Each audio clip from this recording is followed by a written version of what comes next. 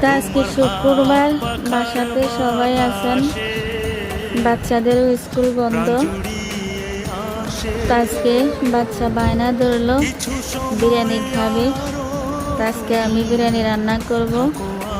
তো কিভাবে রান্না করে আমার সম্পূর্ণ ভিডিওটা দেখবেন আশা করি। আসলে এক এক আপুরা এক একভাবে রান্ধে, তো আমি এইভাবে রান্না করি। যদি ভালো লাগে লাইক কমেন্ট দিয়ে পাশে থাকবেন, আর কেমন হয়েছে বিরিয়ানি রান্নাটা জানাবেন। তো আমি আগে তেল দিয়ে দিলাম, পরে দিয়ে আমি গায়ে ঘি দিয়ে দিলাম। দেওয়ার পরে কয়েকটা তেজপাতা, এলাচি, লং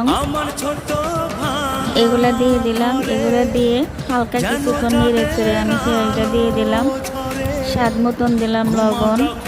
এরপর দিয়ে দিলাম আমি আদা রসুন বাটা। তারপরে দিয়ে দিলাম আমি আলু কুচি করে রেখেছি এগুলা। তারপরে দিয়ে দিলাম 2টা টমেটো কেটে। এরপর আমি বিরিয়ানির মশলা অ্যাড করলাম। তো এইভাবে দেখতে পাচ্ছেন আমি মশলাটা প্রায় 10 মিনিটের মতন আমি নেড়ে চেড়ে কষাই নিয়েছি। এরপরে আমি মাংসটা দিয়ে দিলাম, যে মাংসটা আমি আগে রেডি করে রেখেছি। এরপরে আমি চালগুলা ভাজার জন্য দিয়ে দিলাম। চালগুলা আমি আগে পানিতে ধুয়ে পানি জড়ায় রেখেছি। তো চাল আমি এভাবে ভাজতেই থাকবো। যখন আমার চালটা ভাজা হয়ে গেছে তখন আমি এটার সাথে পানি অ্যাড করলাম। তো চাল পরিমাণ আমি পানিটা দিয়ে দিলাম। এবার আমার হওয়ার পালা, হওয়া পর্যন্ত অপেক্ষা করতে হবে। এই যে ঢাকনা দিয়ে দিলাম আমি, ঢাকনার পর আমি ঢাকনাটা উঠাইলাম।